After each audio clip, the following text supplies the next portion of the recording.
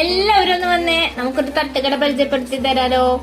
തമ്പുരാമ്പടിയിലാണ് 2 ചേച്ചിമാര് നടത്തുന്ന തട്ടുകടയാണ്. ഞങ്ങൾ വൈകിട്ട് വരുന്ന സമയത്തൊക്കെ ഇവിടെ ഇടയ്ക്ക് കയറിയിട്ട് ചെറിയ ചെറിയ ഫുഡൊക്കെ കഴിക്കാറുണ്ട് കേട്ടോ. അപ്പൊ നമുക്കിന്ന് ഇവിടെ വന്നിട്ട് പരിചയപ്പെടാം. ഓക്കെ,